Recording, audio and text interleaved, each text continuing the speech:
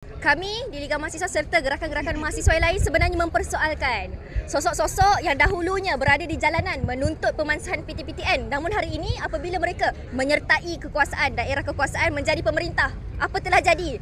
Ada baru-baru ini mereka katakan mungkin akan reinstate travel ban, menghalang daripada warga yang tidak membayar PTPTN daripada keluar negara. Jadi kami mempersoalkan tindakan-tindakan ini kerana dahulunya mereka janji benda yang lain. Kami percaya PTPTN perlu dimasukkan atas sebab apa? Kami percaya pendidikan adalah sebuah hak dan bukannya privilege. Dan tuntutan-tuntutan ini juga adalah atas prinsip bahawa mahasiswa juga merupakan pekerja masa depan dan sebahagiannya sudah pun merupakan tenaga buruh hari ini melalui internship, pekerja sambilan, program MyStep dan lain-lain. Selain daripada yang saya kata tadi masukkan hutang pelajar, kami juga menuntut tuntutan yang kedua adalah jaminan pekerjaan selepas graduasi.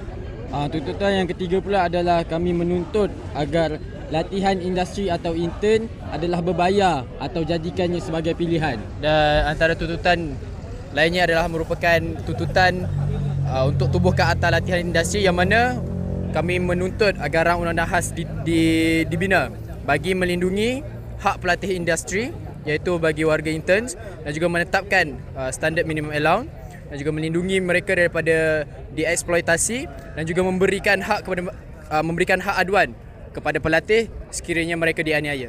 Iaitu pembaikan menyeluruh program MyStep. Sama ada kita menuntut agar banyak lagi aplikasi yang dapat memastikan para graduan ini memperolehi kerja yang sertimpal. Kita sedar lambatkan graduan pada hari ini adalah tanggungjawab kerajaan untuk memastikan setiap graduan ini ditempatkan di tempat yang sebenarnya, yang sebaiknya.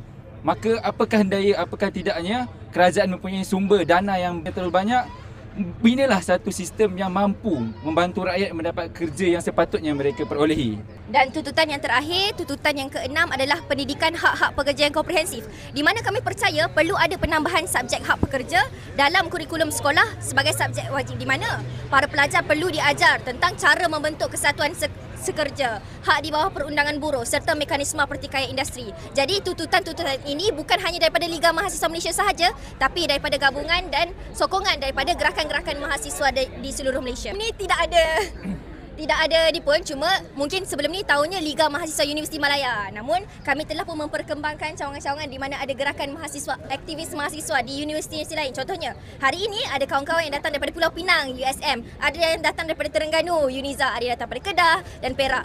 Jadi, tertubuhnya Liga Mahasiswa Malaysia itu adalah di bawah satu gabungan kolektif Liga-Liga Mahasiswa ini. Rumusan yang dapat kami cangkokkan daripada mendengar ucapan-ucapan daripada para pekerja tadi adalah sebenarnya hak-hak mereka masih lagi belum dilunaskan. Jadi kami ingin menuntut dan menggesa pihak kerajaan untuk mendengar suara-suara mereka ini dan seterusnya mengambil tindakan dan bukan sahaja mendengarlah.